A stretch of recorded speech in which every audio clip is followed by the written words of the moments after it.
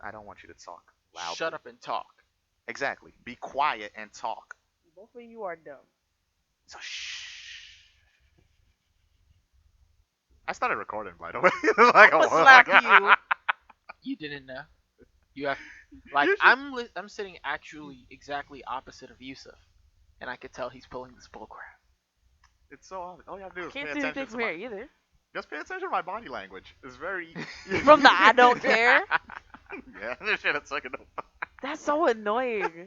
What had time You for know- your bull right now? All Let's right, go. all right. Let's stop with the joking. Hello there, people. Yeah, we're not talking to aliens, right? This is not the alien podcast, right? No, No, it's not. Is this the You're one not where we? supposed to talk about the alien podcast. The alien podcast gonna kill you. Is this the one where we talk to the animals? No. Mermaids. No. Yusuf, people, humans. Oh, humans. Oh, okay. All right. Hello, people out there on the internet. Welcome to the Top of the Dome, Top Off the Dome podcast. There Top should be. of Come on, man. You're gonna get it right one day. I'm not. Go ahead, say it. Top of the Dome Productions, Top Off the Dome Prodcast. Right. Number 3. This is number 3. Correct. All right. I'm Yusuff, I'm Elliott. I'm Titania. and today we're gonna do things a little different from the last two. We got 3 segments today. The Did You Get the Memo, our news segment, which is gonna be very short this time. Next, we're gonna do Time Off with Pay, which review a manga. Today we have, I'll save it for later. Let it be a surprise. And after that, we are doing something we like to call a business trip, which will do something a little different from our normally Japanese-oriented stuff. So, I'm just gonna get right into the news and ask, did you get the memo? I don't know what is the memo. This is our only news story for today, and it's very small, but it's something we've been talking about like basically the last 2 shows. Try to guess what it is. We've talked about it the last 2 shows already. This is another Hunter x Hunter thing. Yes, it is. Okay. Damn, you bet your ass it is. And that is. That's a lot of betting. Really? Hell. Really? Nobody needs to know that. All right, and that is that Hunter x Hunter, the dub, will be coming to Toonami April 16th. Saturday, April 16th, the dub comes to Toonami. I'm sorry. What? Yeah.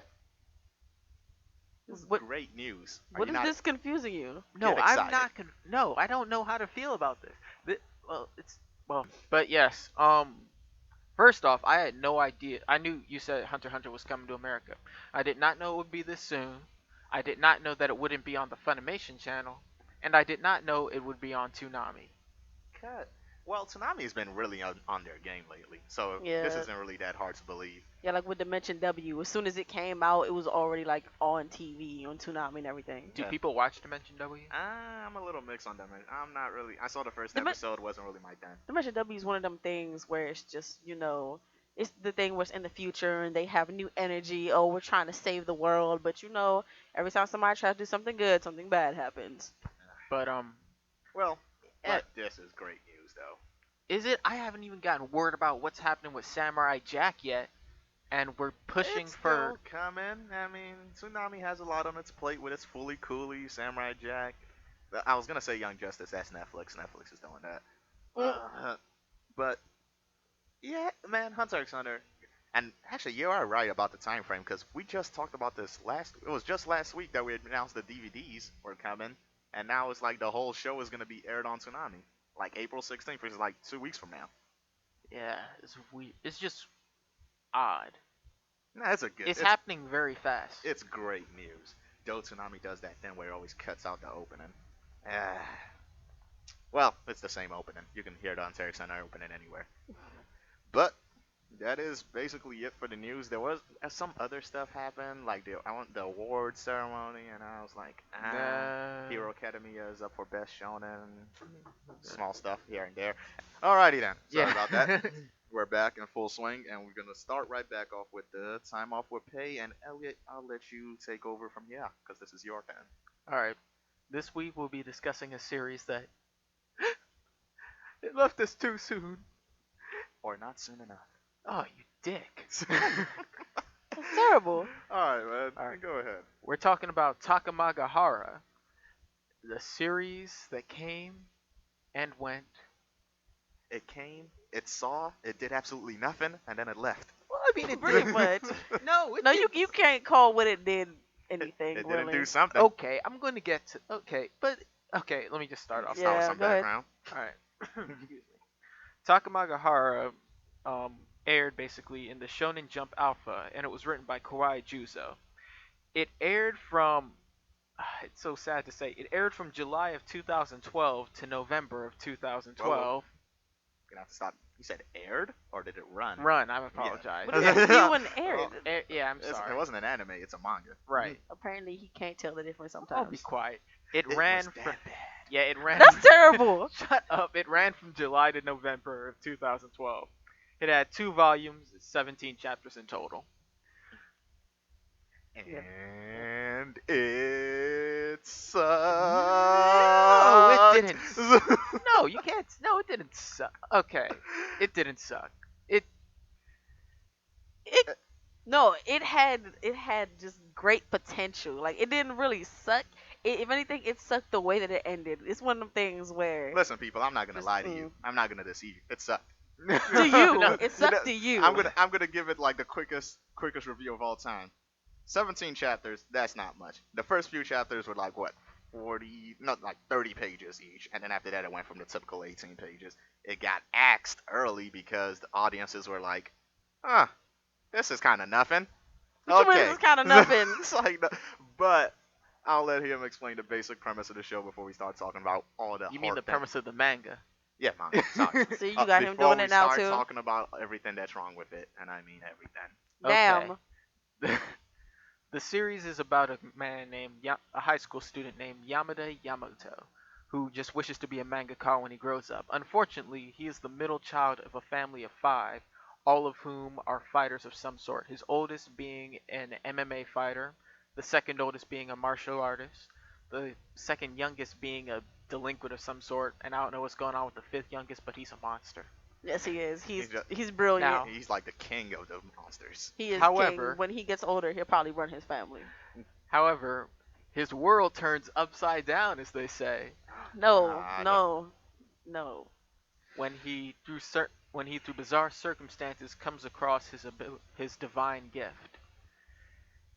And You let me want- jump in on that right there. What's that? All right, this is the one thing I That would you give love this, about the series. This series. It's the very unique idea this series presents to us, which is that every single person on the planet, every single human being ever, Without exception.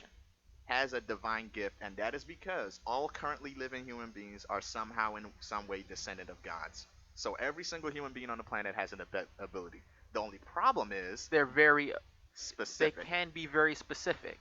The example they provided was a person who has the ability to transform mud into coffee. Now, who in their right mind would try that to see if it would work? And A child. basically, if you have an ability like that, you'll never discover your ability, and you'll just die without ever knowing what your power was. Which is a very smart way to just. I just liked it. I thought it was clever. It's an interesting idea. Yeah. That being said, that's it. That's it. Because from then on, we start going down a steady hill of suck. Okay. Yeah, that's fair enough. Yeah. I feel like it had a lot of the main points of any type thing where, oh, there's the guy, he has great morals, great family life, and he gets to live his dream, but he sucks at trying to live his dream. Yeah, And- we didn't say because he wants to draw manga, but the thing is, His not manga only is it's not poop. only just his brothers being fighters, it's also that he sucks at it, Yes, he which really is does. very ironic that the main character of this crappy manga also writes crappy, Crappy manga. manga. Oh my goodness. That's you guys rude. are low blowing it here. Hey, Oh, come on, man! Not supposed to believe. You should've I leave enjoyed yourself this a open to lot, that. and all the fighting and the difference in learning of all the different abilities. Like they went above and beyond in the randomness of all these abilities. Because, like I said, you can have anything from your nose hair growing long to being able to, change your hand into hammers or being a were Komodo dragon. It's just all randomness, and that is interesting. But here's the other thing: I am being unfair to this series. You're right, because it's funny at times, and the art of this show is very good. Yes, very it good. is. The manga has very good art. Which makes me sad I that would- his manga art was so terrible. Here's what I would say. I would say, as far as the few transformations we do see, and the action sequences, the art is very good. apart from that, it may be a little, just a tad dated for some. I know I thought it was a bit dated, but Is it the outfits? What?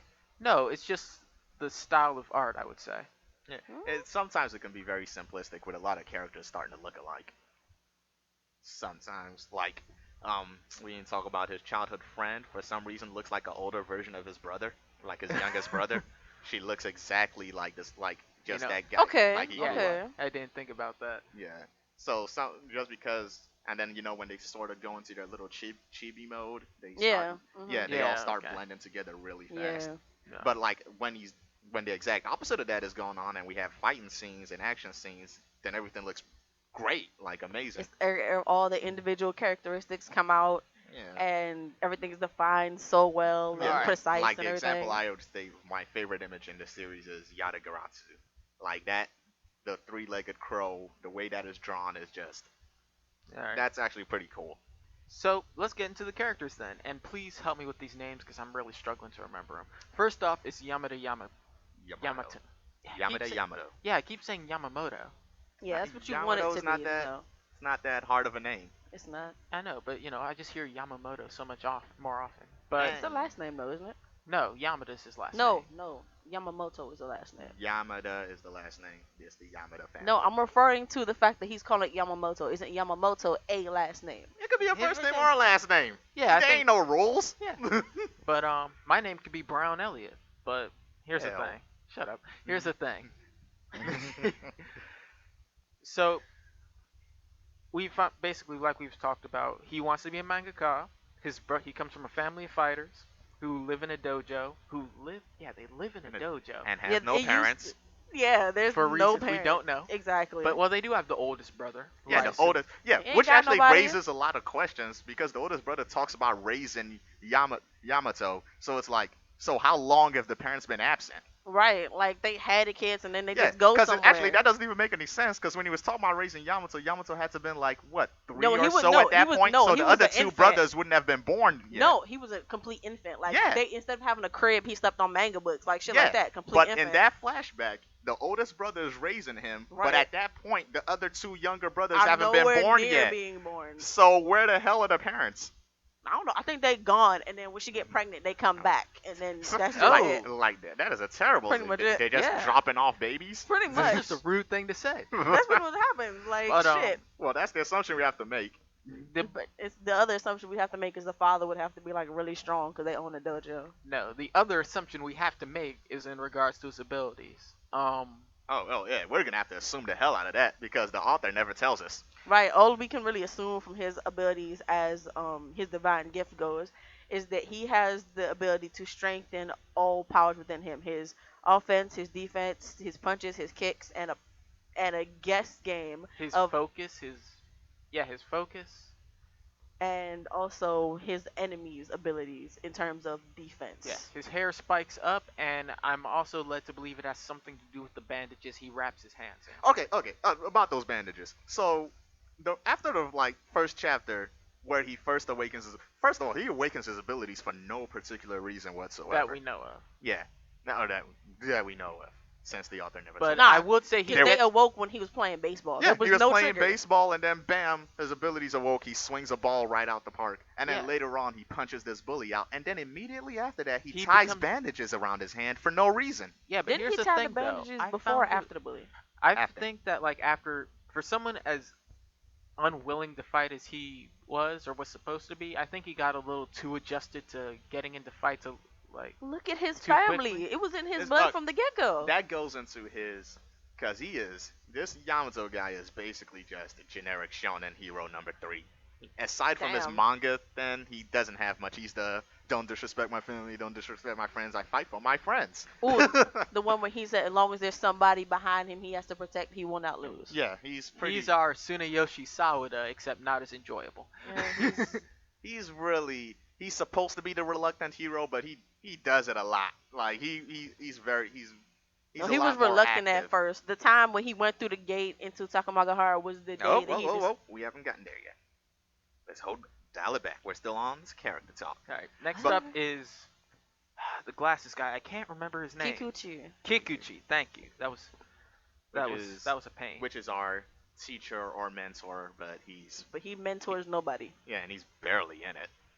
His Like yeah, he Kikuchi's appears when he feels like it. He's a douche. Kikuchi's job is to go into the mundane world, which is our world as they call it, find people who've awakened to their divine gifts, and either A, hunt them down if they're being used improperly, or B, bring them to Takamagahara to train them. Which is our titular place, Takamagahara, which is where all the people who have awoken their divine gifts go to train, and to do a thing that we don't find out as their mission until like the very last chapter. Right. And honestly, and right now at this point, I'm questioning whether or not to go into spoilers or not because it's a 17 chapter long series, guys. 17 chapters, and the villain of the series, and the main reason for the series to even exist in the first place, It's in the is not last explained chapter. or told until the last chapter. So I don't know if we should go into spoilers or not. I honestly, here's my opinion on spoilers. I give spoilers when things suck because I want to save people from that. I am a good person. That, this Look is at one of Drake my face. statements. So Now, so I may have to. I'll go into spoilers. Tell you to skip ahead a little bit. I'll put an annotation up. So right now, spoiler. Right now, starting at this exact second. Okay. Spoilers. I will tell you when you can skip ahead to. dude, just when we say stop. it.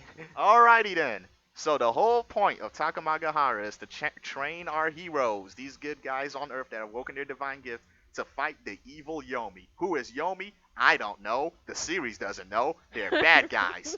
That's all we got. We know that they're bad guys who fell into their fate and basically make their power take over them, and apparently something to do with the living and the dead, yin and yang. And it's like they didn't We even don't properly know. explain why letting your powers take over. Because like, aren't the good guys using their powers just the same? Why is Nah. that evil? Nah, just like in the beginning. Like, there's always somebody who uses their power for some No. bad But the reason. implication from Yomi that I got was somehow using your power a lot makes you evil. It's not a lot. It's when you use it for evil. And that's it. Like, cause you know good from evil, like what you do and what you're not supposed to do, All what right, harms man. people. We're not getting into a Yeah. moral debate because that's bullshit. First of all, What? just be all right. There's no reason to get into a moral debate. Yeah, it's just the show made it very black and white, literally to the point where they're both the enemy opposing sides are wearing black and white. Oh yeah, except the black's the good guy. Yeah, the black's the good guy because Yeah, that's the weird part. yin yang. I'm sorry. That's Shut the your weird That's face. the part. weird part. Shut Oh, your face. a woman Oh. turned into a man and grew a dick, and that's the weird part. That's the weird part. That's the one you're struggling No, with. that's not So what I yeah, meant. Kumaso, Uh, Yatsugarasu. all right, we're off spoilers now. We're back to characters. Next character is Kumaso. Yatagarasu, which is actually my favorite character in the thing, but that's not saying much. Yeah. A swordsman who does ventriloquism in I assume a crow's voice and pretends his Yeah. sword is talking. Mhm. Yeah, and get in lieu of giving him a personality, they do the thing that I really don't like when shows do, which No in facial lieu of features? in lieu of giving somebody a real personality, they give him a quirk instead. Oh. They give him an odd thing to do, and that's basically what he is. Because he would have a personality, he's like some sort of serious swordsman, but then the ventriloquist then makes him weird and jokey, like almost crazy. Yeah. Mm. And instead of having a real personality or any real motivations, that's just all he has. Is he's the guy that talks through his sword sometimes. And apparently that was important for them to put into the series. Yeah, it's funny, but it's not a real personality. No, when it came up, it irritated the shit out of me. Like, are you serious? Instead of having a cursed or talking sword, which would kind of be cool given the situation, you're a ventriloquist. What the hell made you want to be a ventriloquist? And from what I can pick up, his ability is to, in the daytime, absorb shadows and release them as blades, as like wind blades when he swings his sword, and at nighttime absorb light and do the same thing. Yeah, it is sort of cool. And first of all, that's a weird. I don't know. The series does make it possible to have any kind of ability you want, but But it when you is, get a little too specific, things can get odd. as with the next guy. Oh, actually, I like Izumo. Oh my! But it is the not even. It's like something a 4-year-old would come up with. His ability is to transform animals into guns, and what he fires from those guns is the animal's blood. Not in a liquid form, as bullets, but the bullets can change shape, and once the animal's exhausted its blood and can give all it has to give, it transforms back into normal. And you have to feed the animals and Yeah, take care of them. to keep them alive. Yeah. I Which think I there's a lot of actually things that have to do with that when you use your blood as weapons and you have to keep up your nourishment and shit like Yeah, that. but he's not using the blood as weapons. He's using the animal and Blood and as then the bullet. I think it's actually cool though. I like this it's ability. not, man. It is weird. It is. It's very strange. It's too weird. Because first off, they show you how the animal changes into a gun, and there's no specific gun. Just sometimes animals bigger, and then they have a gun. Like Because it's I just want all to see different what forms of life. happens when he gets his hand on a bear, and what does the bear turn into? Like a Gatling gun? No, they It, did it that. turns into a grizzly magnum. They Uh, did that. They should have And did a They Desert didn't. Eagle I don't joke. think they did the bear, but I know they did a bunch of animals. yeah, should have but done a they never Desert showed Eagle. which animal was what. Just a bunch of Desert guns. Eagle. And then, oh, what would happen if you do a whale? Oh no, you could That get would you be could a do an elephant gun. Gum enough. But yeah, and the reason oh my goodness, what was the next thing I was gonna say? His thing is, what was his thing? What His was it? personality. What was his personality? He was kind of a feminist in terms of how he would just do anything for a girl. That's not a feminist. It's not what a feminist is. And then it's just, and he's just, I don't know. He was our chummy guy. Yeah, he was friendly and stuff, but I guess they wanted to have him have a suspicious and shady past that we never got to because We there was never did. He was 'cause- looking for somebody that never found him. like because there was even a scene where he was like he looked like he was doing some back alley shady kind of deal, talking with somebody. Maybe he was gonna turn traitor later on in the series, but that never happened because it was axed.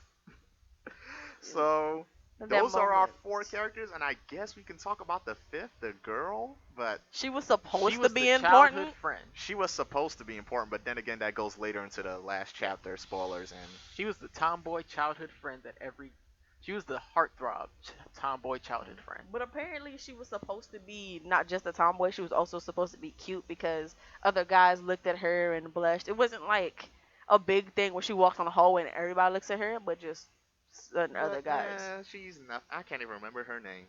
Can we get a name? What's her name? Mizuho. Mizu. Oh, yeah, whatever. Unimportant.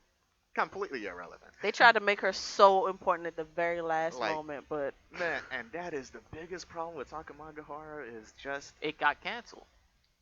honestly. All right, It getting canceled is the problem. is the problem. It Mhm. was rushed, but take it back a little. Even before then, because the cancellation, I think when a series gets canceled, they got like 3 chapters to wrap it up.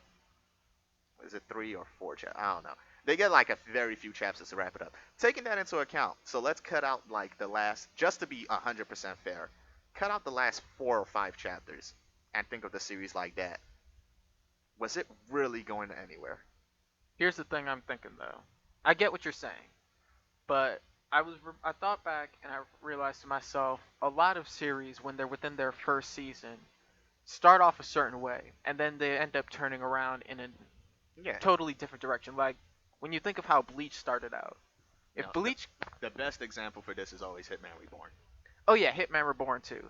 Hitman Reborn started out like hilarious. Yeah. Up until the point the guy shot himself. Yeah, it was a gag series. Yeah. But yeah, I can't it's hard to judge this series based on what it is when it wasn't what it was supposed to be yet. See, but that's what I'm talking about. These series, Takamagahara, honestly, the way it should have started out, I mean, the way most of these series usually go is first the main character discovers his ability. He fights with that for a while, defending his friends. Next is he starts finding other people with these abilities and he hunts them down. He will do that solo. That's how usually these genres go. I'm not telling like how to write a story or how the author should write a story. I'm just saying this is like the patterns these stories usually follow. And Takamagahara tried like to skip and step over these steps that are kind of important in developing character, in developing world, and building story. But but here's they the went thing, a different way with that. They tried, and I'm not saying this in a. Let me finish talking first. They tried to develop characters. What I'm saying, they gave them quirks. They gave some characters quirks instead of personalities. But in the end, like the characters they did present were distinctive. And even if you can't recall their weird, what is it, alliteration names, you can still remember their faces and appearance. When I think of I chuck that more to the art. But when I think about I thought, like I said, I was thinking about series that start off in weird places and then end up somewhere entirely different, like how Bleach did.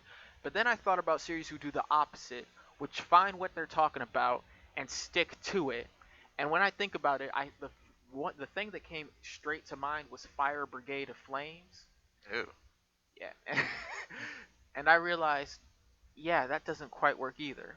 So it has to be a certain point in the middle, and I think they were going in a direction which would have pointed them toward the former, in which they started off in one place and ended somewhere completely different. However, when you figure out you're going to get canceled, you kind of you rush things, you skip steps. I feel like, all right, that canceled. And honestly, the for other series that have gotten canceled early have not handled their story as well as I think. Because Takamagahara was like, all right, man, we're canceled. Let me just show people what I had planned. And like, that's what got put out there. It was like, here's what I was gonna do if we had the time. Other series get canceled, they go like, oh fuck, I ain't even gonna wrap this up. I'm just gonna keep going my own pace and then let it end. Or like, or here's the absolute ending, bam, and they skip all the middleman. Takamagahara actually said, all right, man, here's what we're gonna do. Here's what we were gonna do. So too bad you didn't get to see it.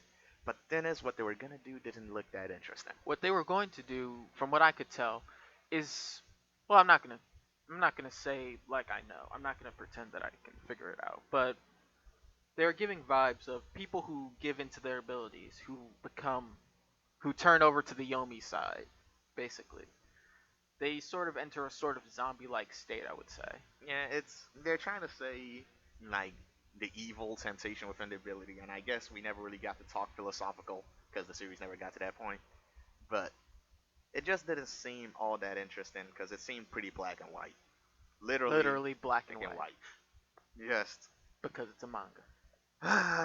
it just doesn't seem. It wasn't that to me from the very beginning. The series wasn't that good. They were dropping hints and stuff for like bigger subplots, like arcs that should take way longer than they actually take, just being done in one chapter.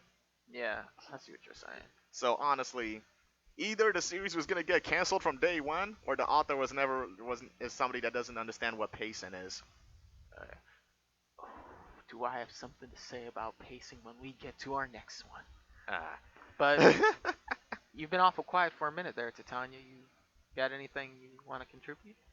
All I'm really thinking about is how they slipped in the yin and yang thing at the very end. Like they tried to make it profound and tried to make it seem like, I don't know whether or not they were trying to end it that way solely because they wanted people to be excited about it. They wanted them to think, "Oh my gosh, there's so much to look forward to if this could have finished," or if that was the thing that author was actually satisfied with. I'm guessing that's what like he was trying to say. Oh, this would have been what the series was truly about. But Like that was then his. then that's like utter bullshit because you didn't have to give her a power. She was already weak from the beginning. Why make her somebody's Spoiler territory. that she was weak? You're getting into spoiler territory with the whole I power wouldn't thing. even Anyway. say. I would Honestly, just say stuff about we don't know. We can't really. it's not even because honestly, it just ended so soon, and I just don't. I want to avoid talking directly about the last two chapters because somebody may want to go out and read it. I don't really know why, but it's just not. It's even. It's so frustrating, man. Because honestly, I remember reading it the first time. Like when I was read it originally, when it was coming out week by week, I remember I was kind of liking it. But then going back and reading it all at once, I was just like, oh no, no, this had problems, man. This thing had holes. This So boat you was leaking. you just wish that you could definitively either hate it or love it. Eh, I wish I could, but it's so in the middle that it's frustrating more than anything else. And the characters are generic. They all no personalities, just quirks, and it's frustrating. It's a frustrating series, and it also frustrates me because I would never know what the author was truly trying to get out there. Like, what story were they trying to? And I don't even think this author has any of the works out there. Dude, you don't know how. You don't know the things I did to try and get information on these things. I couldn't. It's this research was almost impossible. It was. I think it was just a case of bad manga, and like that's kind of disappointing to hear because sometimes it's as simple as that. A manga isn't good, it got canceled, that's the end of it. And there's just nothing deeper to it, and that may be the problem with Takamagahara. There's nothing deeper to it. It's just what it is. It's a manga. It's a That's it. It's just a manga that exists. Yeah. And that's a problem. And that's very hard to talk about and describe to somebody that, hey, there's just this manga out there that has characters in it. They have powers. They fight. That's kind of it. There's nothing really much more to it. No. So. So, with that being said, I think we can jump on over to ratings. All right, you guys go first. You want to start us off, TD? Nah, my rating is a little.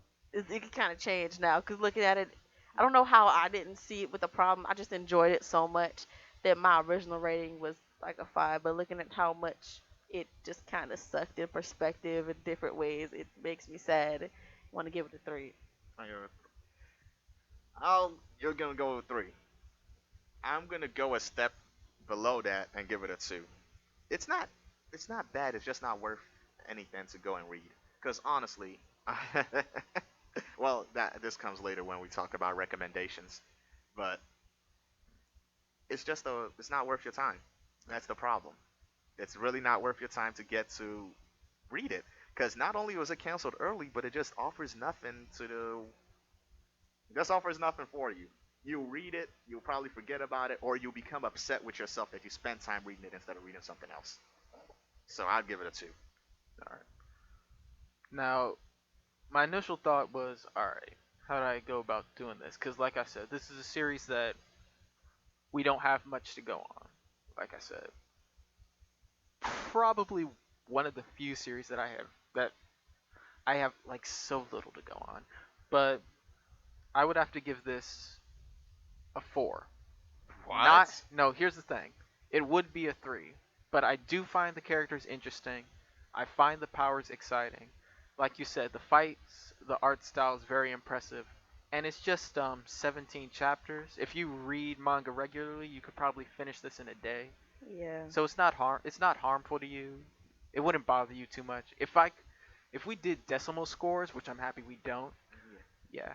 But I would give this a low 4. A low 4. Yeah, a low 4. Like a 4? Are you saying a 3.5 or No. 3.7? Is a 3.7 a 4, Yusuff? Yes, if you No. round up. Mm-hmm. So what you just told me is you give this the same thing as 666 Satan. Yeah. Except that 666. Yeah. Yes, 666 Satan got its score because it fell below my expectations. This got its score because it came above them. Oh my goodness, that's bullshit what you just said. It was like, oh, here's something that was sort of good, high expectations, but kind of fell a little below them. Here's something that kind of sucked, but I feel sorry for it, so I'm gonna bump it up a number.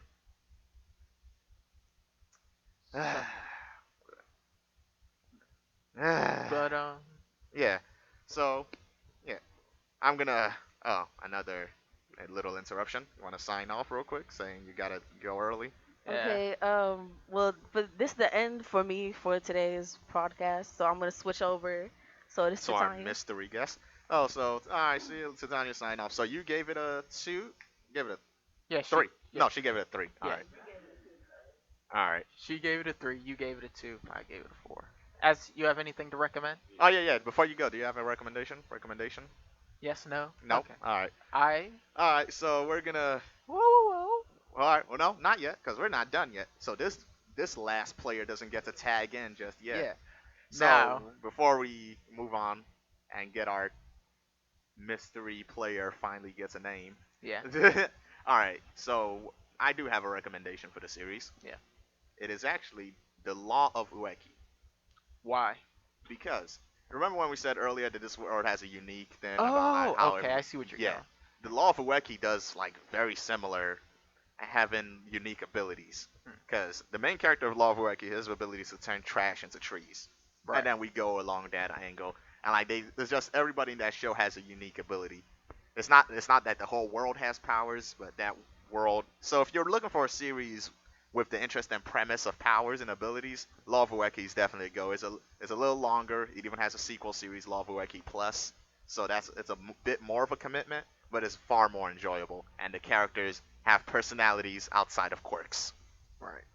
So that's my recommendation, Law of Ueki. Right. As far as my recommendation goes, I would have to say that yes, the series did fall short of what I used to remember it being.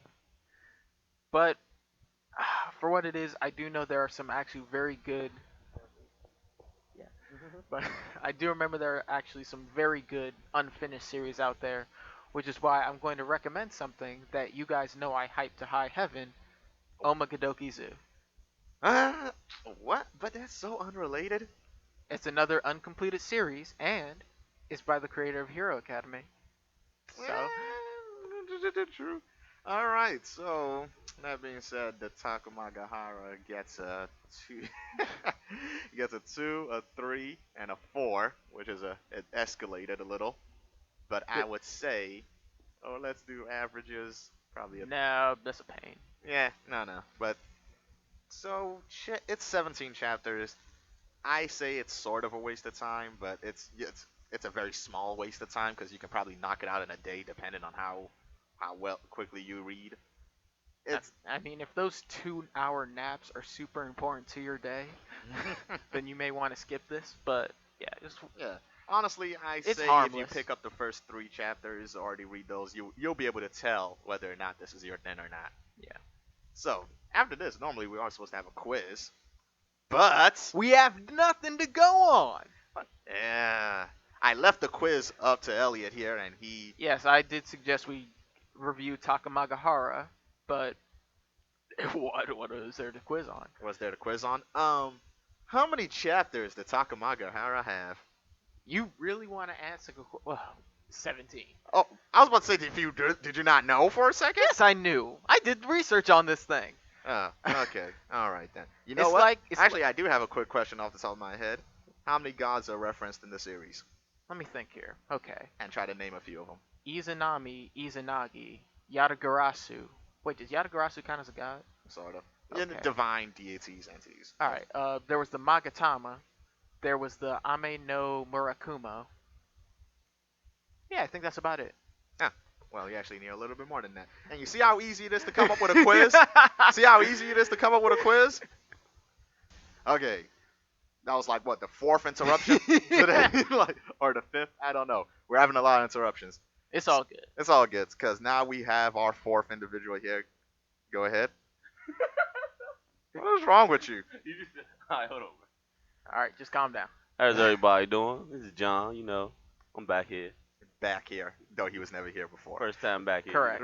First time Well, I back. mean, if he was back here in the old days. Do we? The dark times. Yes, Sounds like the dark times. Anyways, now that we've gotten back into this, we're gonna have a little impromptu discussion because he came in here completely ignorant of a lot of things. So So much. So So now you just told us you just saw the first episode of Hero Academia, even though you weren't reading the manga. I never read manga. You're a filthy casual. You know I just that? can't do Well, I manga. wouldn't. Well, okay. He's a He's filthy, a filthy casual. He's a goddamn filthy casual. He's just an anime watcher. I bet Well, the I only mean, no, mangas no, you like- know is Naruto. Oh, I like didn't no, even he read would that be One the Piece. he would be the worst. I guess he would only be the worst filthy casual if he only watched anime that came to America. Oh, I only watch the dubs. Those filthy casuals. That come The on dubs are Toonami. disgusting. Everyone knows this. But anyways, you just saw Hero Academia for the first time. So what do you think? What's your impressions? I mean, I never have a bad impression from anything that comes from Studio Bones. Yeah, that's true. Those guys only. So know when how I to make came in there, great- I was still happy. We have been blowing Studio Bones for the Man. past few weeks. Yeah, how can you not blow Studio Your Bones? bones, man. They All this if shit they is just killing good. it, they're like one of the best out there. So Well, yeah, I mean, but they're if not the Let me whip out this best. phone. I gotta uh, look. Toei Animation does okay. So They rush everything. Listen. If you actually watched, what was it? The last couple episodes of Dragon Ball Super. Oh. Like there's literally bad animation. Dude, in, like a you bunch talking about of shots. the skip frames when I saw it when Vegeta threw a punch at the guy, like they didn't even show the punch get swung. They showed Vegeta like move slightly and then the guy got hit and it's like You know the messed up part? Ugh. They showed him use the wrong hand. Use the wrong hand. Then they showed Champa and his little group reaction. They had what's his name? What's the dude named Frost? yeah. They had one of his eyes too big. And I was like, I noticed the mistakes instantly. Man, So Oh, crazy. okay. I guess if you're this analytical about anime, it doesn't matter that much. You don't read manga. yeah, I mean, still a filthy casual. Hey man, manga's gross, bro. But yeah, what do you think about Hero Academy? I like it. I like it. It's all you got to I'm gonna say. tell you. I'm gonna like tell you right now. Because of that first episode, I went back and read like 3 chapters. Alright, so you already know I was like like, what happened. let Though me there see. are people out there that are just like you, just now starting to read it for the first time. Yeah, bro. One Piece is my thing. Though. Thank you. Man, why are people always hyped on One Piece? Man, why nobody ever talk about Magi, man? So I don't know Magi, but like, you know what I don't like about One Piece? It Oh. took him 11 years to tell me what Flamingo's powers were, bro. Uh, 11 years. As 11 a years. child, I more did than not know what- 15. Yeah, he was introduced way back in the. But all right, Hero Academy. So you like the main character? You bet. I do. I do. Oh, He knows he's not shit. He owns up to it. He just wants to be good at something. man, I gotta say, man, I actually honestly felt sorry for my man Deku in the first episode, man. So much so you aren't even using his name, Izuka. You're using his slave name. No, because when he Man. became Deku, bro, he owns up to it. Man, bro. he likes owns his that. name. He likes that. That's like, Deku, man, he took the power. He took the N word away from the white man. like, you gotta think about it, bro. Once a female tells you their name sounds sexy in some type of way, bro, you gotta own up to it. Yeah, man, he took the power of the name away. So, well, I do actually really like Deku, man. He's one of my. When I was watching the first episode, you know I can't resist looking at the comments. I have a problem. I have to stop looking at comments. But what I was hearing was people, man, like, oh, here goes another show with a scrawny crybaby protagonist. And I was like, would you hold up? Would you hold up for my man to become a beast? Will you wait? Will you wait for him to become gangster? Like, characters shouldn't just start out cool and then that's there for the rest of the series. That's not development. That's not growth. So Deku starts out a little crybaby, but trust me, he's a beast. You know what I like about Deku though? What? Even if they made him seem like a crybaby, he didn't cry unless he was like fucked with. They always want somebody who's always messing with him. And also, that society is super racist. Like, Is it? hella- Well, they're bullying and ostracizing somebody for a genetic defect. He was born that way. He can't help it. Like fuck you, you filthy casual. Yeah, you quirkless bastard. That's what they're like. Because of the way he was born, they're just like fuck you. Even the teacher actively allowed bullying in his class. It didn't do shit about it. That nigga blew up his desk. He blew up a desk, destruction of school property, and nobody said anything about it. like, but anyways. Oh yeah. Does Bakugo swear a lot? Uh, he's supposed. Honestly, here's the thing about that. The translation there were 2 translations for Boku no Hero Academia going around, and in one of them he swears a little bit more than the other. Though he is a foul-mouthed individual, it depends on how much. But There's one that has him saying it every other word. There's one that just has him dropping it in every sentence. Oh, okay. I guess we just don't have. I guess we still have the one swear king that will always remain on his throne. Hidan. Hidan. Oh, don't you mean? No, he didn't swear. Did you hear the Naruto Shippuden dub on X? We do not They talk don't about talk the about dubs, man. I hate They I stopped neutered hating dubs. every. The only dub I actually liked was Dimension W, and that still was like. They average. literally but they literally neutered everything about Hidan's character in the dub. No suicide references, no self-mutilation, no religion, no swearing. It was on Disney XD. I don't know what Disney was thinking acquiring Naruto of all properties. It was like, that's not the anime you should be going for, Disney. There are literally animes out there about princesses, Disney. Right for the picking. We're Disney XD. We're cool and edgy. Like, not Naruto edgy. They didn't even show the bomb The that best Daria thing set off. was Gravity Falls. They should stop after that. Yeah. Yeah, But, I might give Wander Over Yonder a chat. No. Actually, I've seen a few episodes of No. Wonder Over Yonder. Watch like every episode. It's so irritating. Is it? I've seen a it's few like episodes. I actually SpongeBob. like it. If, On different yeah, I planets. know. It's like if SpongeBob had a coherent plot and weren't Too retarded. happy. No plot. No plot at all. Wonder You think Yonder. your greatest rival is your best friend? You just keep playing around, destroy a ship multiple times, go to different worlds. He's a hater, man. He's a natural hater. I actually kind of like it. I've seen like 4 episodes of Wonder Over Yonder. I don't have a problem with I it. binge watched it. See how we're just kind of slowly trailing off right now. Yes. We're going away from Japan, moving a little bit overseas, but we're not going to America, man. We're This- going to France. on our business trip. For the business trip, we are talking today about a. Technically, we're still a little bit in Japan. We're in France and Japan. We are not in Japan. We're Creole. We're slightly Creole. We're in Japan for like 2 episodes. A Japanese studio did 2 episodes. Okay. If you haven't figured out what we're talking about today, we're talking about Wakfu, which is considered sort of anime-ish in some circles.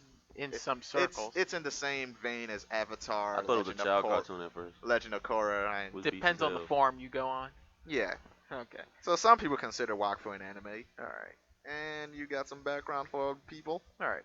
Wakfu is an anime based on a game of the same name, created by Ankama Animation, a branch of Ankama Studios, or Ankama Games, however you want to say it. It aired originally, Yeah, I played the game. It aired originally on France 3 and is currently airing dubbed on Netflix. It started in October 2008 and is still ongoing. There are 52 episodes, 5 specials, or 6 if you count one of the ones which is sort of like a prequel. Season 4. Season 4. Season 3 hasn't even come out yet. Well, technically, the OVAs, people consider those Season 3. Oh, okay, I see what you're saying. But yeah, that's Wakfu's background. And we want Season 4. Or Season 3. You know what? Just make more episodes. I don't even care what you call them. Just give us more. Wakfu is so good. And this is really...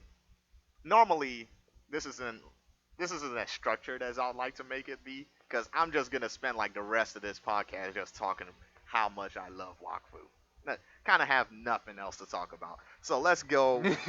I'll just quickly explain the basic premise of Wakfu, meaning I'm just going to summarize the first episode. Oh, my. Should I? No. Let me explain the premise. Yeah, just say the premise. The premise is, all right, we got our... It's based off a video game. First of all, it's based off a JRPG. Not a JRPG. MMORPG? Yeah, MMORPG. It's basically, and in the video game, the way the video game works is you pick your class. You have like one of 12 classes to pick from. Originally. Originally, there's more now. Yeah. You have one of 12 classes to pick from. You just go adventures in this magical world with these 12 classes. Wakfu is based on a class that didn't exist in the video game for quite a while. It's our main character is an Elliott, which is a class that didn't exist in the game. It's these special little people creating portals, and like he's the last of his kind, sort of the last of his kind, named Hugo or Hugo. Hugo. I remember I called him Hugo for like the longest time because I had Magi on. Oh, all right, my bad. Mic got disconnected. So Hugo's like the last of his kind. A dragon takes him to this village to be raised by a normal. I wouldn't say human. They're not really humans in this world. He's actually a What is it? he's an Enutroph. Enutroph, yeah. He's just a bad one, so he looks like a human. Yeah. So actually, Enutroph will probably be the closest we have to humans in this world. There are some normal humans scattered about, but yeah. Yeah. So he's raised by this father at his bake shop. He thinks he's just a normal kid until one day a giant clock comes to attack his village and absorb all the Wakfu. And what Wakfu is basically Chi. chi. Yeah, it's the life energy of everything in the world. It's in plants, it's in animals, it's in people. Chakra. Key. Basically Aura. anything. Aura. Mana. Amana. Yeah, it's everything. And the guy then comes to absorb all the Wakfu in his village. He has to fight with him. And then in that village, he meets up with the Yop, which is like the night class, Tristapan. Sir Satley Grove of Percival. Yeah, we call him Percy It's a or sexy Chris. name. You can call him whatever you Tell want me to. he not getting laid. He has like 10 names, honestly. He has 2. I think Tristapan. I don't know. I don't speak French, but Yeah. it may be French for Satley Grove, which is weird because I don't know if they would make. Yeah. When you give something a name, you don't translate the name. Yeah, In- Percival. Or you can call him Percival, Sir It's just Percival, easier. Percy, or You have Princess Amalia, who Who's- is a Sedita. which is like our nature witches, like magic. Yes. You have you have her bodyguard Guard. Evangeline, who's a croc. Which are our elf class archers. You have Hugo's father's friend, Ruel. Who is another Enutroph, which is our greedy old man treasure hunting. He's just all his life. He's Mr. Krabs. He's like Mr. Krabs times 2. Just all he cares about is money. Never wants to spend it. Constantly wants to collect it.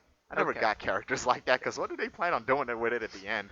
Okay. Now then, we have there. I feel there are so many good things to say about Wakfu, so I'm just going to get the bad things out of the way. Okay. What bad things? What are you talking about? I only have two bad things. All right. All right. First off, each season is about 50% filler. Okay. Yeah. I'm not gonna argue with you that. Yeah. Though I do have a reason for that. What? Since it is based on the RPG, they do have to spend a lot of time exploring their world and like telling you how a lot of things work, which Wakfu does a phenomenal job Oh of yeah. just telling Telling you you what how their things work. yeah, and like what goes on in the Ooh. world. I actually remembered another thing, but carry on. Yeah, you get a good grasp of their world, their culture, their religions. Yeah.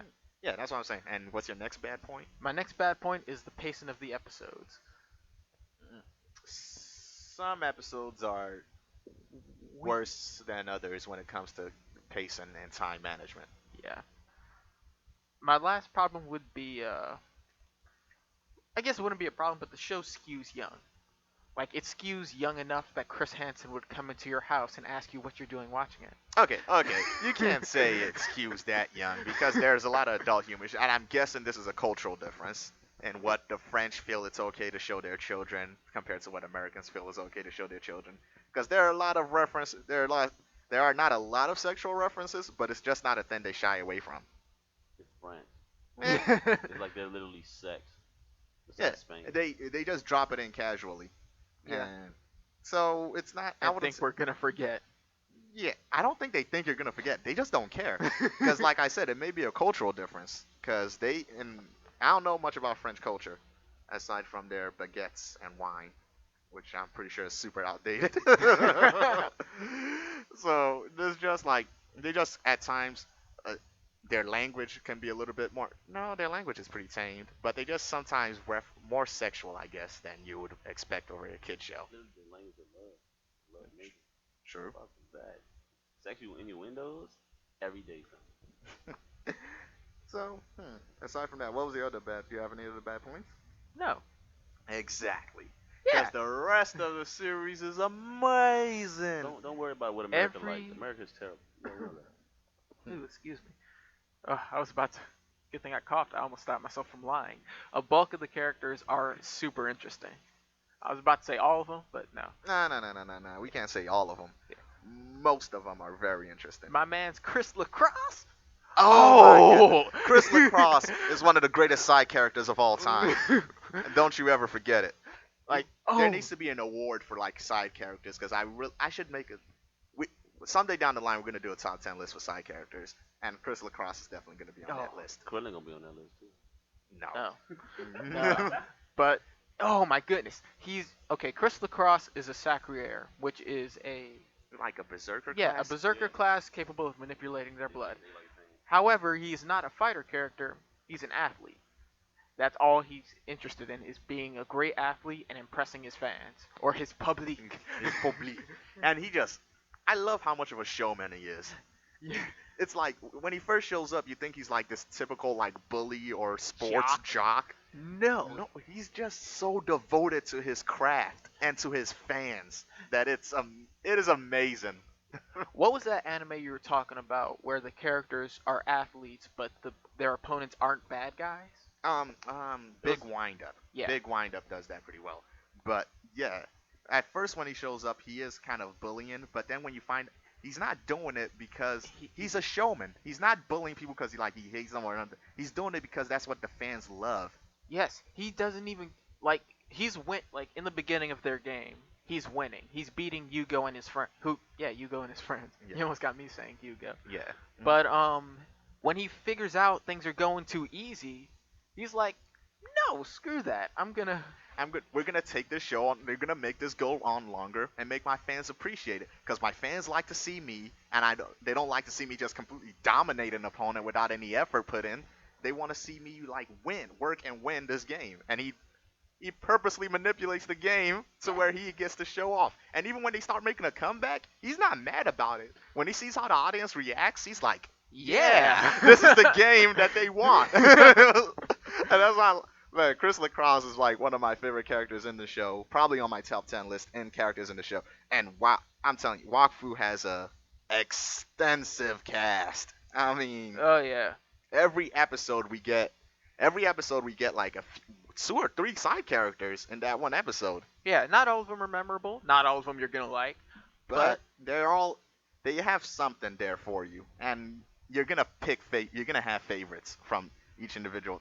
Because I didn't even tell what like the main adventure of Wakfu is. Just like it's just like a journey to find. It's a few journeys. First is the journey of escorting Amelia. yeah, It's also bodyguarding her. It's also finding this little MacGuffin, the Elliott Cube, which is just a Deus Ex Machina item. It just can do anything. quite literally. Yeah. But what was I gonna say? Yeah, as far as long-term plot goes, Wakfu's divided by seasons, basically. Seasonal plots, seasonal things. Yeah.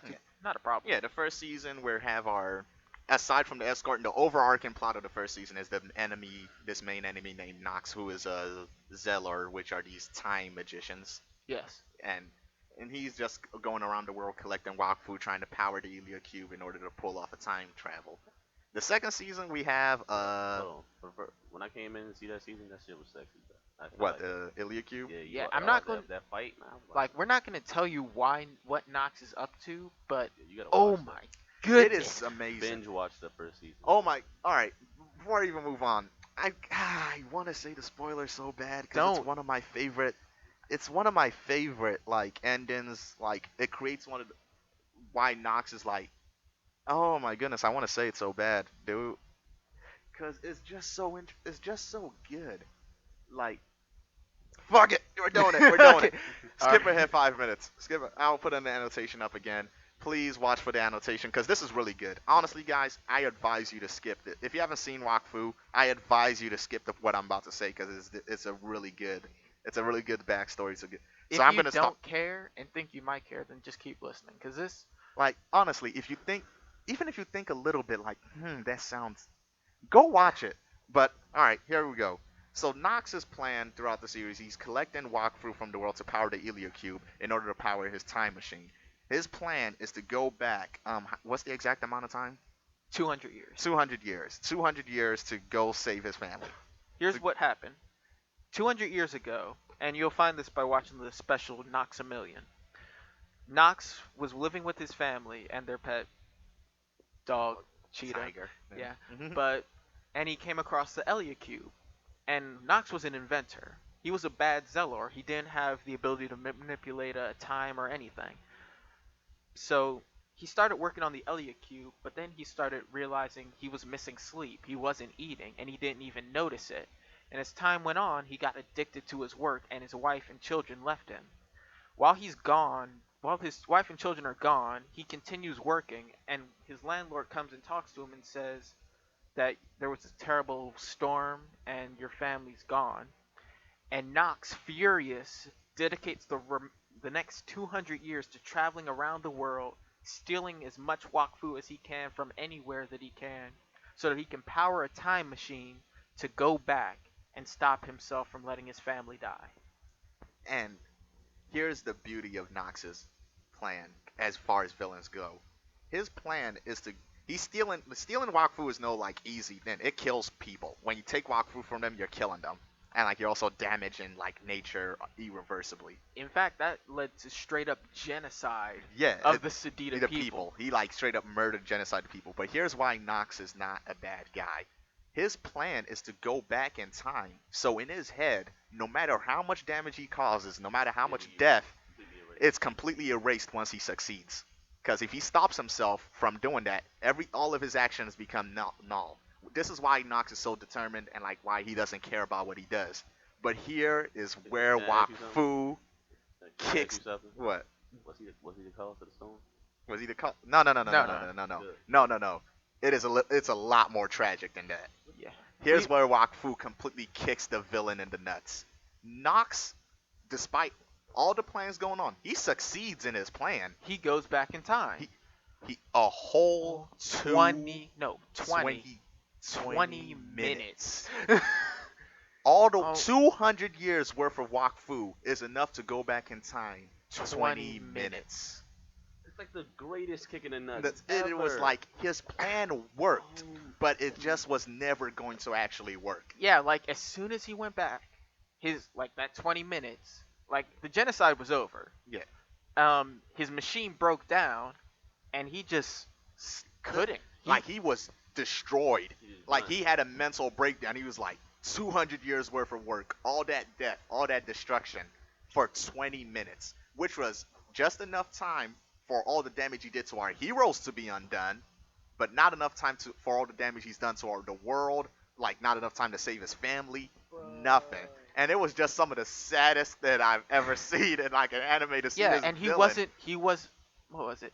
He's about to get caught by the Sedita guards, who he unkilled, like, and Yugo just stops. and He just just like- turns to look at them. and he's He just cries and he disappears. And like it's just like because they just like Hugo just says stop because like he's defeated. Nox is like the most defeated you could ever get. It's like you don't beat a bad guy just by beating him up. You beat a bad guy by letting him succeed and showing him that his plan was just A waste of time. it was a waste of 200 200 years. He's a genius.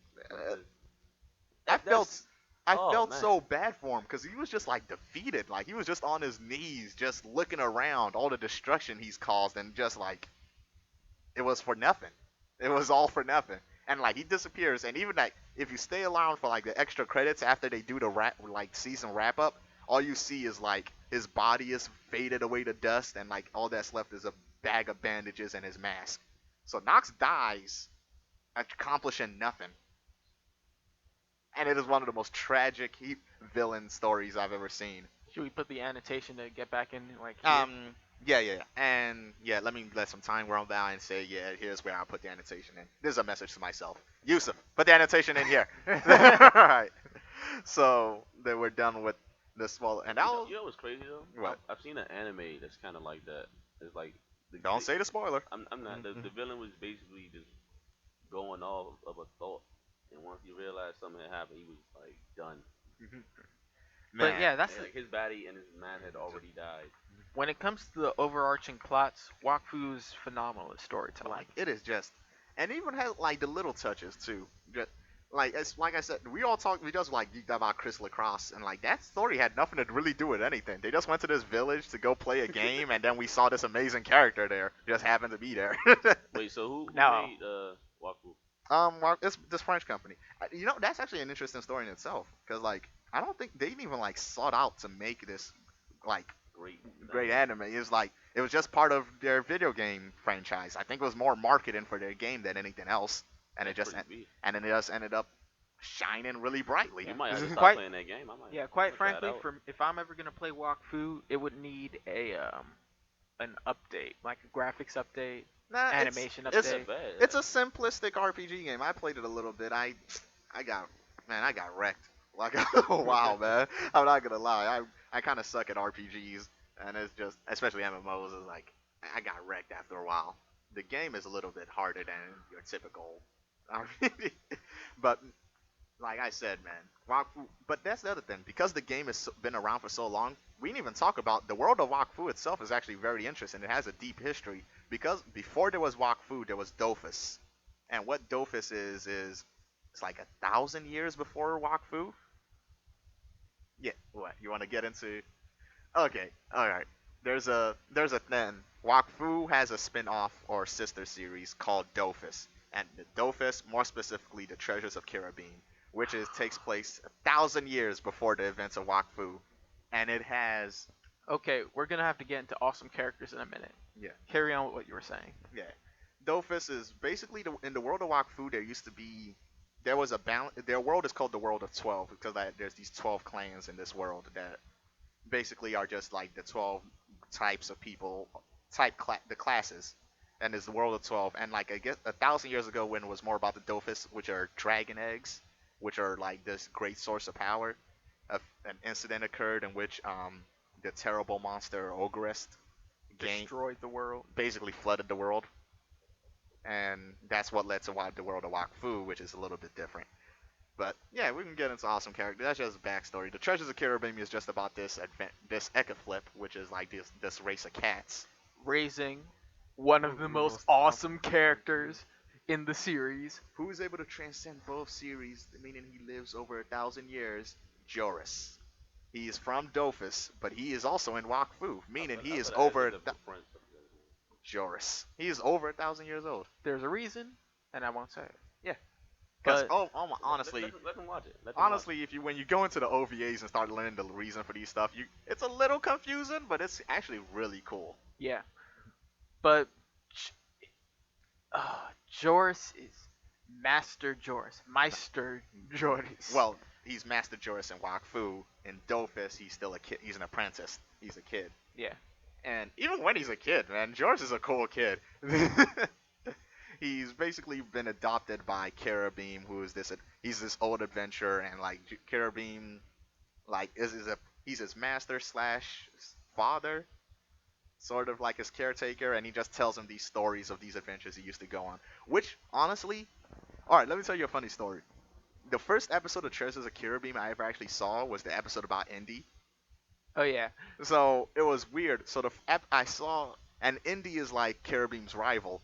So when I first saw that episode, I thought the show was about Indy, and it was like, and then seeing this episode from Indy's perspective, going back and then watching all the other episodes from Carabine's perspective, I was starting to wonder, like, is Carabine exaggerating some of his stories, or is it like, or is Indy the one that exaggerated his stories? we do have evidence to support Carabine may be exaggerating some of his stories. But either way, they're amazing.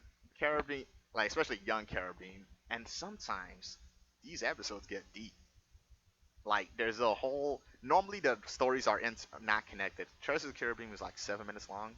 Yeah, Yeah, and sometimes the episodes aren't really connected, but they did have a 4-part little arc in which he went to the land of the Eclipse Eclipse, yeah, and had a real, like he had a gambling problem, like almost destroyed his life.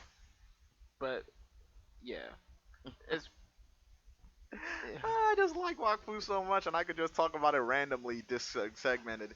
This is more of a talk if you've watched Wakfu. It's more of a fan appreciation talk than anything else, because I'm pretty sure I'm doing a poor job of informing people about what this show's about, because I just like it so much, and I highly, highly, highly, highly recommend. But do we not remember Do we not remember what? he who died and came back because death was boring? Our greatest, Master Gultard. Goltard the Barbarian. That man is. Alright, so here's some more background in Wakfu. The World of 12 and the 12 clans and the 12 classes are all each named after the respective gods of their class in which they follow. Yes. The class is named after the god. It's like, imagine if like all, I don't want to be racist, Buddhists were called Buddha or something, like, it would be weird. It's sort of like that. Yeah. So, but the thing about their world is not only is like the gods do exist, and occasionally, sometimes they come down and interact and intermingle with people. Yeah, like Olympians. It's more like the Greek mythology where the gods just You are mean out. where the 12 gods who live upon Mount Zenith? Yeah, they kind of do live atop Mount Zenith, and it's like, but they are more. These gods are a lot more friendlier and a lot more interacting. It's like the people are their children. Then it's like that. So they're a lot more compassionate, and they have personalities. And though we only ever get to meet like 3 gods in the world of 12. You mean in the series? Yeah, in the series we only get to meet like 3 or so gods. Technically 4. Well, maybe. Yeah. But why are we talking about gods? Because Gultard is the son of the Yop god, Yop. Yop. Yeah, because the gods' names are the clan's names. So the Yop god is just called Yop. And Gultard is his son. And Gultard is just a... I don't think I've ever seen a character really like him. He's so powerful and carefree. It throws off the balance of everything else. He's like, yeah, he died, but it's not like death doesn't hold him. He's not limited by that. So he can be dead, he can be alive anytime he wants. Yeah. Which is a really weird state of being to be. And he's just like, basically his character is just to come in and help out when things get a little too dire. But the way he helps out even in that regard is he makes the great evil, like the most powerful villain of this series, look like a chump. It's like, and like it kind of takes away the stakes a little, but that's not really what the story's about. He's like basically imagine if you're going up against like you're going up against an army of demons, and then the devil himself is there. But the highest you can ever do is like you can face against the seventh, like the top demon general, and that's like your world. That's the sphere you're in. Like you can take on the demon general, but you have no hope of taking on the devil king. Goltar comes in, he slaps the devil king, and like just takes that completely out of the equation. You're still stuck in this very hard curve, but you don't have to worry about that anymore. And that's kind of what Goldstar's character is. He's a cool guy. He doesn't always interfere because He can't be bothered. yeah, it's not that he doesn't want to or doesn't. It's just like he just does what he feels like. He's living on completely different rules. He plays and lives by completely different rules in this world. So Oh man. Goldstar is amazing, man. I didn't even talk about. Man, we're just gonna keep talking about amazing characters. But Who are you about to say? I wasn't gonna say anything. I mean, all right, man. Before we go, do you want to just quickly get your one out of the way? What do you mean my one? Your one annoying, the Adamai. Oh yeah, Adamai. Adamai. Like, what's your problem with Adamai?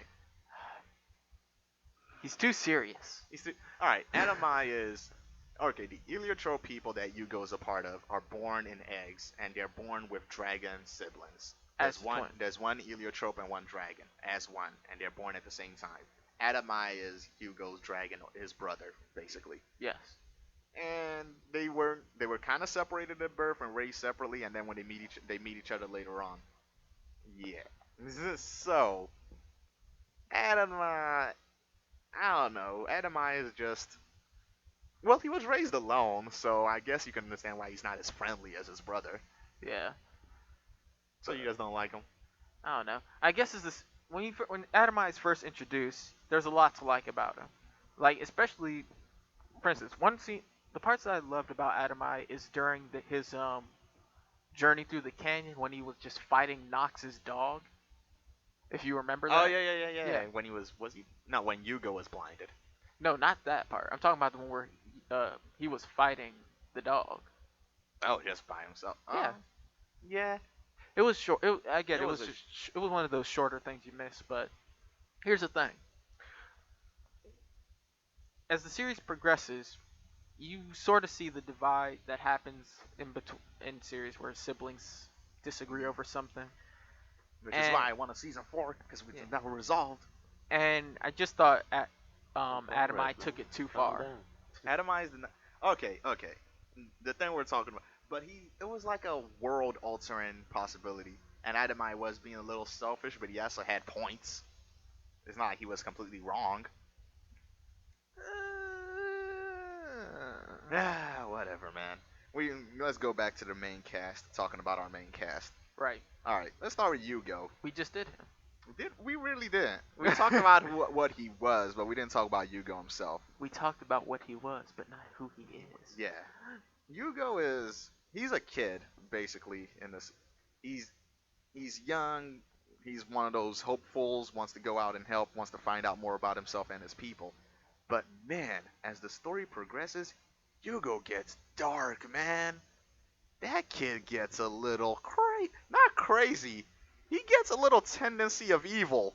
Like, he gets into that goon freaks level of when he just starts doing and saying crazy shit that you go a little bit like, man, is this kid like secretly evil? like I always say this goon for like basically in Hunter x Hunter, you know how like Goon is a good guy. But there are times where he does some odd things. Like odd and almost evil things. Like you remember the coin game? Like he cheats casually. They have small it's like you can compare it to like maybe they haven't grown up enough to fully develop a moral conscience, and like at some point in time, because of their constant weird shit they're exposed to, their moral conscience got skewed. Nobody noticed, but it comes up in small areas. Yugo's sort of like that. He's a good guy and lets him do good things, but there are times when he just does some sneakily evil stuff. Like he did kind of cheat. Remind me who that was. Yugo's our main character, dog. Heliotrope boy with the hood. Mm-hmm. I'm not even gonna lie. I thought you just said something about Hunter x Hunter. Oh, I did, and then But I got off of it Exactly. My mind real was stuck fast. on that. Okay. but Man, yeah, but yeah, as the series goes on, he gets a little dark. He develops more. Also, I love Hugo's power. Portal. I never used to think portals was a cool ability until I watched Wakfu. It's like, Have you never played Portal? man, I played Portal, but Portal is a puzzle game and it does Yeah. force you to be creative. Yugo, Imagine whooping ass mixed with puzzle. yeah, but Yugo uses his portals and just he basically uses them to fly, uses them to transport around. He's creative, and it's like very like, and also his portals come with the extra stipulation that when other people go through the portals that aren't heliotropes, they get sick. So he also uses that in a creative way too. yeah, I think the same applies for dragons too. Yeah, dragons can go through. Can dragons not go through the portal? No, dragons, like we've seen Adamai go through portals. I Yeah, mean, yeah. Adamai, yeah. Yeah, so heliotropes and dragons can go through portals just fine. Other races would get sick. And Yugo also gains other abilities, not related to his portals, but more to his race's abilities, such as like conjuring a spear and shield out of energy. Yeah, able to shoot energy blasts, which is as when you put a portal into a portal, It becomes a laser. It becomes a laser. Is basically how he discovered he can do that. Goddamn black hole. Yeah, and he can create portals back to back and so consecutively fast that he becomes a shooting star, which is like, and just starts like running through and like zipping around. It is so cool. Yeah. Mario X Minaj. So who's the next character? Let's talk about Christopan, Percival. And Percy is, at first, he's a complete idiot. Like, I'm talking about Cosmo levels, Patrick, like, just a complete idiot. No common sense whatsoever. And his solution to everything is literally to fight it. And it's kind of weird because they say basically the joke they keep making is he's that way because of his race. His race is supposed to be stupid, but even among his race, he's especially stupid. Because Goldtard is from the same race, and he's not stupid. Goldtard is just carefree. But Christopher is like mentally like just really stupid. Now Tristapun is a Yup. yes, he's a yacht, but he's a member of the Shushu Knights, who are a group of guardians who guard weapons that have demons sealed inside of them. So when they tell people to go away, they just say shoo shoo. Do it.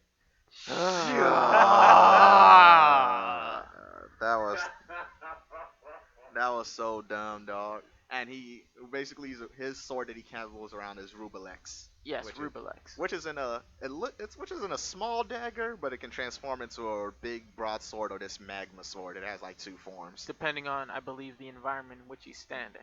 Yeah. And Rubelex is also like if he possesses you, you turn into this giant like raven monster, which happens to Tristan in like the first episode because he is that. He's very gullible. And I'm pretty sure if Yuga and a friend were to follow him around, he would get possessed more often. Gullible? You mean gullible? No, Gullible. now. Gullible.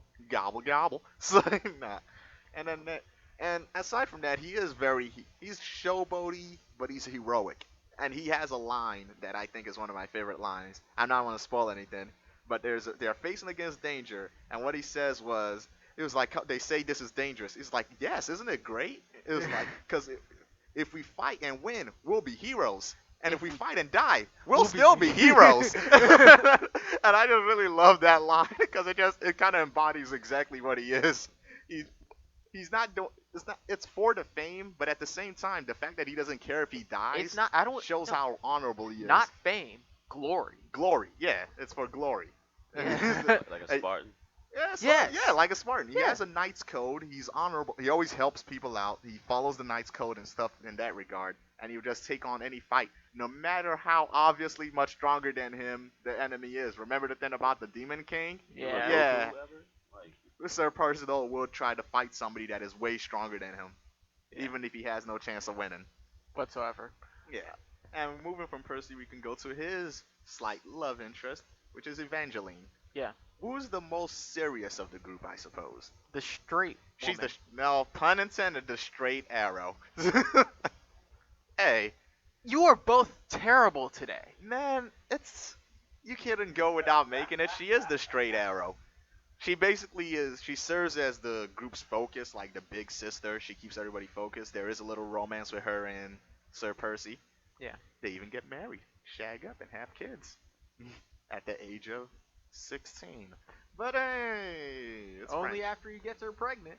At the age of 16. Not just, but yeah, she's more of the serious character. She can joke around a little bit, but nah, she's really there more like the straight man in most of the jokes, and she's skilled. She is skilled, like the sharpshooter, Hawkeye Yeah. level stuff. Yeah, stuff like that. Yeah, and her best friend is Princess Amelia, who is a spoiled brat for most of the start of the series. She grows out of it, but like really at the beginning, she is very annoying.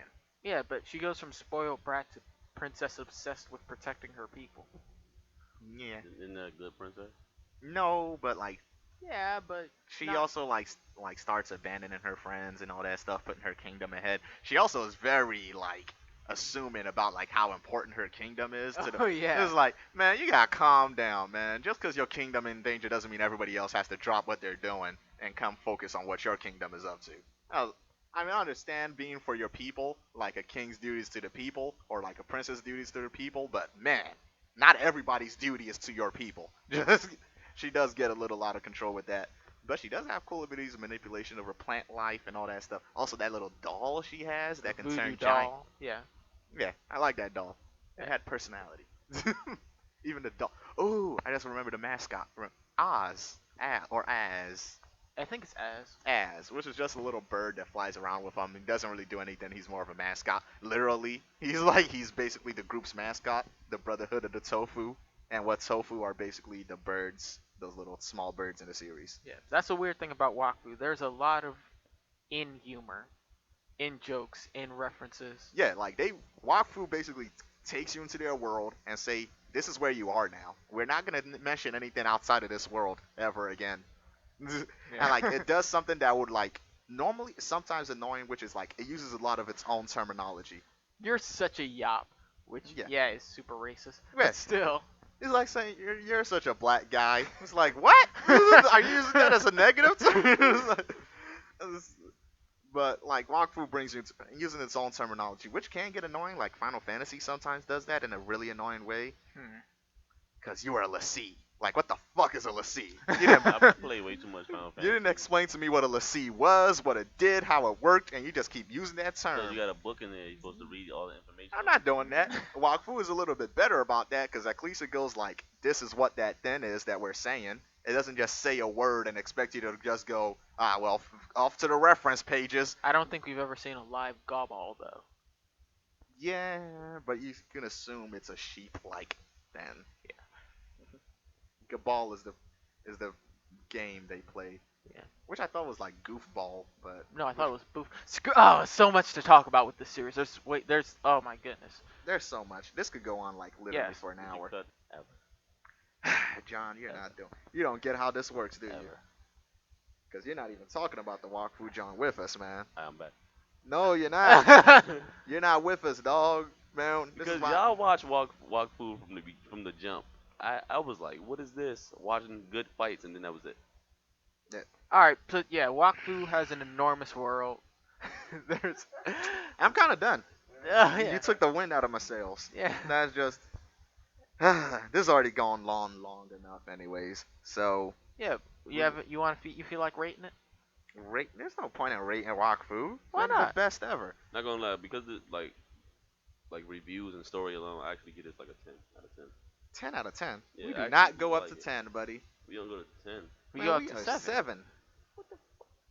What is this system? Seven You know what? star Dragon Balls, baby. I'm gonna give it 7 then.